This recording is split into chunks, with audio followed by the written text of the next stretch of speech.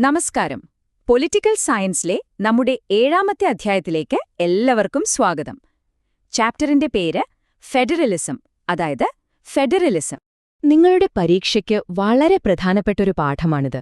നിങ്ങൾ എപ്പോഴെങ്കിലും ആലോചിച്ചിട്ടുണ്ടോ, നമ്മുടെ ഇന്ത്യ ഒരുപാട് ഭാഷകളും സംസ്കാരങ്ങളുമൊക്കെയുള്ള ഇത്രയും വലിയൊരു രാജ്യം എങ്ങനെയാണ് ഒന്നായിട്ട് ഒരുമിച്ച് നിൽക്കുന്നതെന്ന്? ആ ചോദ്യത്തിനുള്ള ഒരു പ്രധാനപ്പെട്ട ഉത്തരമാണ് ഫെഡറലിസം.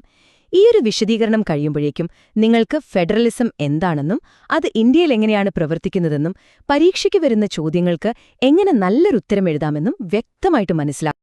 അപ്പോ നമ്മൾ ഈയൊരു ഭാഗത്ത് എന്തൊക്കെയാണ് നോക്കാൻ പോകുന്നത് എന്ന് വെച്ചാൽ, ആദ്യം തന്നെ എന്താണ് ഈ ഫെഡറലിസം എന്ന വാക്കിന്റെ അർത്ഥം, പിന്നെ അധികാരങ്ങളൊക്കെ എങ്ങനെയാണ് നമ്മുടെ രാജ്യത്ത് വിഭജിച്ചിരിക്കുന്നത്, അതുപോലെ എന്തുകൊണ്ടാണ് ഇന്ത്യയിൽ കേന്ദ്ര ഗവൺമെന്റിന് കുറച്ച് കൂടുതൽ ശക്തി കൊടുത്തത്, പിന്നെ ഈ കേന്ദ്രവും സംസ്ഥാനങ്ങളും തമ്മിൽ എന്തൊക്കെ തർക്കങ്ങളാണ് സാധാരണ ഉണ്ടാവാറ്, ഏറ്റവും പ്രധാനമായി പരീക്ഷയ്ക്ക് എങ്ങനെ ഒരു ഉത്തരം നല്ല രീതിയിൽ എഴുതാം, അവസാനം നമ്മൾ പഠിച്ച കാര്യങ്ങളെല്ലാം പെട്ടെന്ന് നോർത്തെടുക്കാൻ ഒരു റിവിഷനും ഉണ്ടാകും.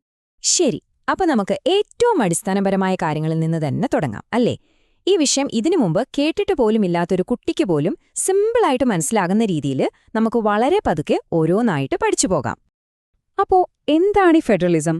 ഈ വാക്ക് കേട്ട് പേടിക്കേണ്ട, ആശയം വളരെ ലളിതമാണ്. ഒരു രാജ്യത്ത് രണ്ട് തരം ഗവൺമെന്റുകൾ ഒരുമിച്ച് ഭരിക്കുന്ന ഒരു സിസ്റ്റം, അത്രയുള്ളൂ.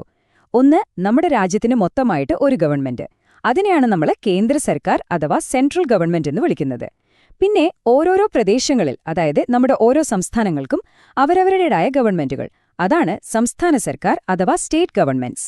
ഇതിലെ ഏറ്റവും പ്രധാനപ്പെട്ട കാര്യം എന്താണെന്ന് വെച്ചാൽ, ഈ രണ്ട് ഗവൺമെന്റുകൾക്കും എന്തൊക്കെ ചെയ്യാം, എന്തൊക്കെ ചെയ്യാൻ പാടില്ല എന്ന് നമ്മുടെ ഭരണഘടനയിൽ വ്യക്തമായി എഴുതിവെച്ചിട്ടുണ്ട്. ആ അധികാരപരിധിക്കുള്ളിൽ നിന്നുകൊണ്ട് രണ്ടുപേരും സ്വതന്ത്രമായിട്ട് പ്രവർത്തിക്കുന്നു. നമ്മുടെ ഭരണഘടനയുടെ 1ാമത്തെ ആർട്ടിക്കിൾ, അതായത് ആർട്ടിക്കിൾ 1ൽ പറയുന്ന ഒരു കാര്യമുണ്ട്: ഇന്ത്യ ഒരു യൂണിയൻ ഓഫ് സ്റ്റേറ്റ്സ് ആയിരിക്കുമെന്ന്. ഇവിടെ ഈ യൂണിയൻ എന്ന വാക്കിന് ഒരുപാട് പ്രാധാന്യമുണ്ട്.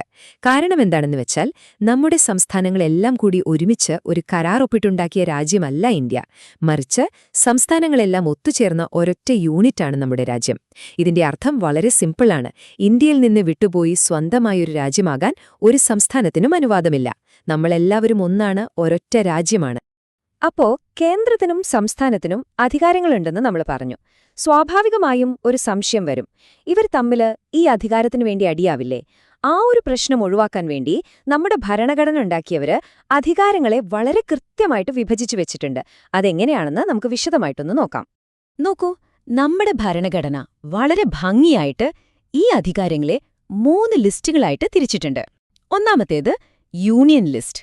രാജ്യത്തിന്റെ പ്രതിരോധം, വിദേശകാര്യം, റെയിൽവേ, പിന്നെ നമ്മുടെ നോട്ടൊക്കെ അടിക്കുന്ന കറൻസി, ഇങ്ങനെയുള്ള രാജ്യത്തിന് മൊത്തത്തിൽ പ്രധാനപ്പെട്ട കാര്യങ്ങളെല്ലാം ഇതിലാണ് വരുന്നത്. ഈ വിഷയങ്ങളിൽ നിയമമുണ്ടാക്കാൻ കേന്ദ്ര സർക്കാരിന് മാത്രമേ അധികാരമുള്ളൂ. രണ്ടാമത്തേത് സ്റ്റേറ്റ് ലിസ്റ്റ്. നമ്മുടെ പോലീസ്, കൃഷി, പഞ്ചായത്തുകൾ പോലുള്ള ഓരോ സംസ്ഥാനത്തിനും പ്രധാനപ്പെട്ട വിഷയങ്ങൾ. ഇതിൽ സാധാരണയായി സംസ്ഥാന സർക്കാരുകൾക്കാണ് നിയമമുണ്ടാക്കാൻ അധികാരം. ഇനി മൂന്നാമത്തേത് കൺകറന്റ് ലിസ്റ്റ്. വിദ്യാഭ്യാസം, വനം, വിവാഹം പോലുള്ള വിഷയങ്ങൾ. ഇതിന്റെ പ്രത്യേകത, കേന്ദ്രത്തിനും സംസ്ഥാനത്തിനും ഇതിൽ നിയമമുണ്ടാക്കാം. പക്ഷെ ഒരു പ്രശ്നമുണ്ട്: ഒരേ വിഷയത്തിൽ രണ്ടുപേരും നിയമമുണ്ടാക്കിയാൽ കേന്ദ്രത്തിന്റെ നിയമമായിരിക്കും നിലനിൽക്കുക. ഇനി ഈ 3 ലിസ്റ്റിലും പെടാത്തൊരു പുതിയ കാര്യം വന്നാലോ? പണ്ട് ഭരണഘടന എഴുതിയപ്പോ ഇന്റർനെറ്റൊന്നും ഇല്ലായിരുന്നല്ലോ. അപ്പോ സൈബർ നിയമങ്ങൾ പോലുള്ള പുതിയ വിഷയങ്ങൾ, അതിനെയാണ് റെസിഡ്യൂറി പവേഴ്സ് എന്ന് പറയുന്നത്. അതിൽ നിയമമുണ്ടാക്കാനുള്ള അധികാരം കേന്ദ്ര സർക്കാരിനാണ്. ഇനി ഇന്ത്യയിലെ ഫെഡറലിസത്തിനൊരു പ്രത്യേകതയുണ്ട്. ലോകത്തുള്ള മറ്റ് ഫെഡറൽ രാജ്യങ്ങളിൽ നിന്നൊക്കെ കുറച്ചു വ്യത്യസ്തമാണ് നമ്മുടേത്. ഇവിടെ സംസ്ഥാനങ്ങളെക്കാൾ കുറച്ചുകൂടി അധികാരം കേന്ദ്ര സർക്കാരിനാണ്. നമ്മൾ പറയും ശക്തമായ കേന്ദ്രമുള്ള ഒരു ഫെഡറലിസം, അഥവാ എ സ്ട്രോങ് സെന്റർ എന്ന്. എന്തുകൊണ്ടാണ് നമ്മുടെ ഭരണഘടന ഇങ്ങനെയൊരു രീതി തിരഞ്ഞെടുത്തത്? അതിന് ചില ചരിത്രപരമായ കാരണങ്ങളൊക്കെയുണ്ട്. അതിന്റെ കാരണം മനസ്സിലാക്കാൻ നമ്മൾ സ്വാതന്ത്ര്യം കിട്ടിയ ആ ഒരു കാലഘട്ടത്തിലേക്ക് ഒന്ന് തിരിച്ചുപോകണം. ഒന്നോർത്തു നോക്കൂ, രാജ്യം വിഭജിച്ചതിന്റെ വലിയ മുറിവുകൾ. എല്ലായിടത്തും ദാരിദ്ര്യം, വിദ്യാഭ്യാസമില്ലായ്മ, ഇങ്ങനെ ഒരുപാട് പ്രശ്നങ്ങളുണ്ട്. പോരാത്തതിന് ബ്രിട്ടീഷുകാർ പോയപ്പോൾ 500-ലധികം വരുന്ന നാട്ടുരാജ്യങ്ങൾ ഇന്ത്യയിൽ ചേരണോ, പാകിസ്ഥാനിൽ ചേരണോ, അതോ ഒറ്റയ്ക്ക് നിൽക്കണോ എന്നൊക്കെ തീരുമാനിക്കാനാവാതെ നിൽക്കുകയായിരുന്നു. ഈ ഒരു സാഹചര്യത്തില് രാജ്യത്തെ ഒരുമിച്ച് നിർത്താൻ, ചിതറിപ്പോകാതെ നോക്കാൻ ശക്തനായൊരു കേന്ദ്രം വേണമെന്ന് ഭരണഘടനയുണ്ടാക്കിയവർക്ക് തോന്നി. രാജ്യത്തെ എല്ലായിടത്തും ഒരുപോലെ വികസനം കൊണ്ടുവരാനും ശക്തമായൊരു കേന്ദ്രം അത്യാവശ്യമായിരുന്നു. കേന്ദ്രത്തെ ശക്തമാക്കുന്ന ചില പ്രധാനപ്പെട്ട കാര്യങ്ങൾ എന്തൊക്കെയാണെന്ന് നമുക്ക് നോക്കാം.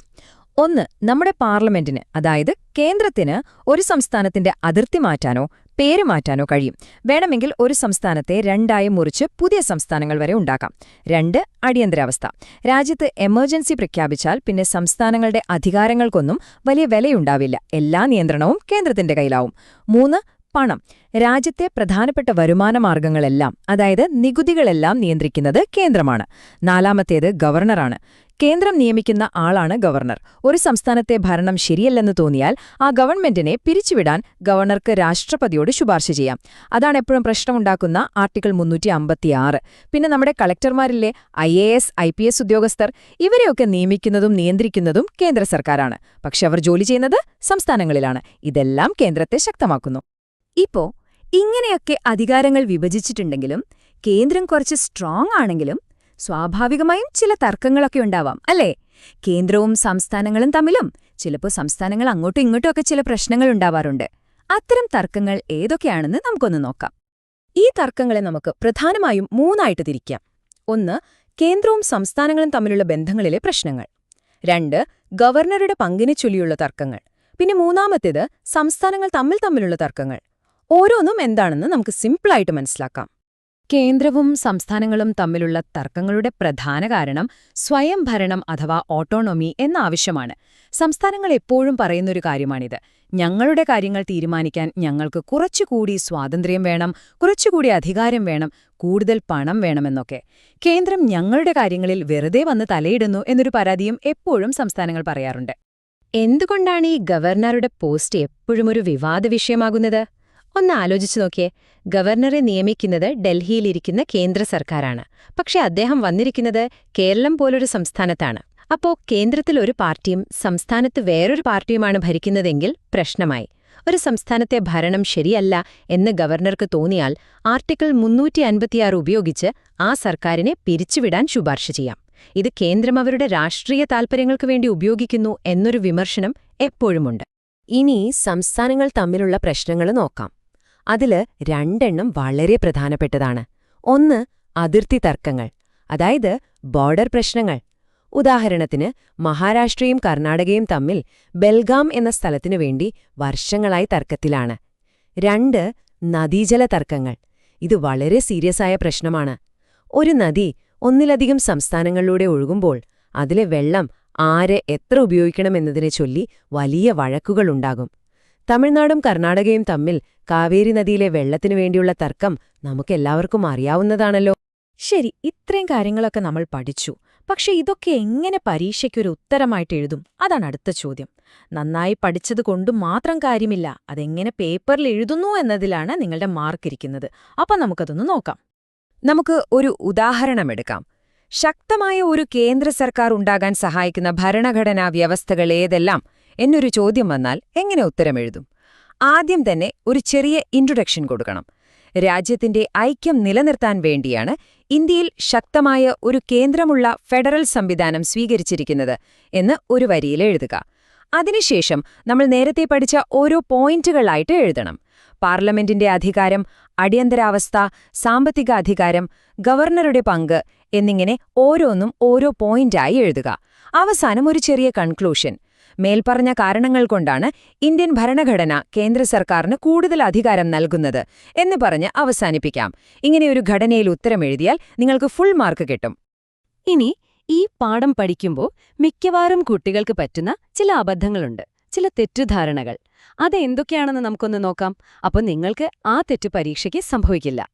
ഒന്നാമത്തെ തെറ്റ്, സംസ്ഥാനങ്ങൾ എന്ന് പറയുന്നത് കേന്ദ്ര സർക്കാരിന്റെ വെറും ബ്രാഞ്ചുകൾ മാത്രമാണ് എന്ന് ചിന്തിക്കുന്നതാണ്. അത് ശരിയല്ല. സംസ്ഥാനങ്ങൾക്ക് ഭരണഘടന തന്നെ നൽകുന്ന സ്വന്തമായി അധികാരങ്ങളുണ്ട്. ആ അധികാര പരിധിയിൽ അവർക്ക് സ്വാതന്ത്ര്യമുണ്ട്.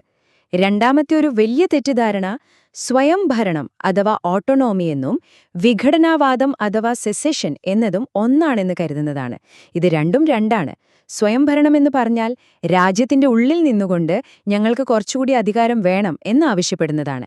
എന്നാൽ വിഘടനാവാദം എന്ന് പറഞ്ഞാൽ രാജ്യത്തു നിന്നും വേർപിരിഞ്ഞു പോകണം എന്ന് പറയുന്നതാണ്. അത് നിയമവിരുദ്ധമാണ്.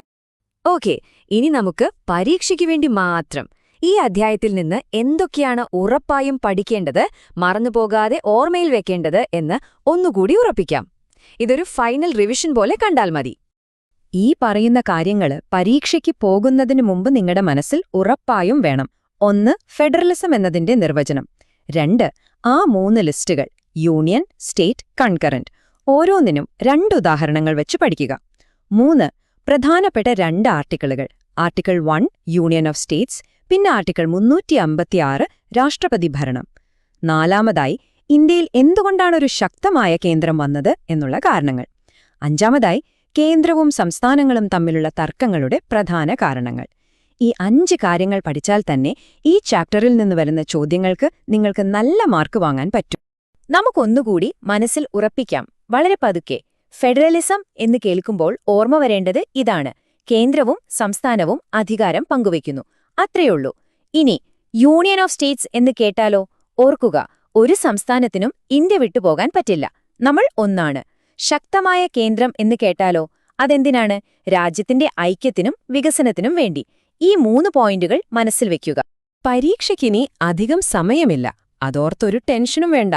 കൃത്യമായിട്ടൊരു പ്ലാനോടുകൂടി പഠിച്ചാൽ ഈ പാഠം വളരെ എളുപ്പമാണ്. നിങ്ങൾക്ക് ആത്മവിശ്വാസത്തോടെ തന്നെ പരീക്ഷ എഴുതാം. ഞാൻ പറയുന്ന ഈ ഒരു രീതിയിൽ ഒന്ന് പഠിച്ചു നോക്കൂ. ഇനിയുള്ള ഒരാഴ്ചത്തെ ഒരു സിമ്പിൾ പ്ലാനാണ്. ആദ്യത്തെ 2 ദിവസം ഈ വിശദീകരണം ഒന്നുകൂടി കേൾക്കുക, എന്നിട്ട് സ്വന്തമായിട്ട് ചെറിയ നോട്ടുകൾ ഉണ്ടാക്കുക. അടുത്ത 2 ദിവസം ടെക്സ്റ്റ് ബുക്ക് നന്നായിട്ടൊന്ന് വായിക്കുക. അതിലുള്ള ചോദ്യങ്ങൾക്ക് ഉത്തരം കണ്ടെത്താൻ ശ്രമിക്കുക. 5ഉം 6ഉം ദിവസങ്ങളിൽ നിങ്ങളുണ്ടാക്കിയ ആ നോട്ടുകൾ മാത്രം വീണ്ടും വീണ്ടും വായിച്ച് പഠിച്ചത് ഉറപ്പിക്കുക. അവസാന ദിവസം പരീക്ഷയുടെ തലേന്ന് എല്ലാം പെട്ടെന്നൊന്ന് ഓടിച്ചു നോക്കുക.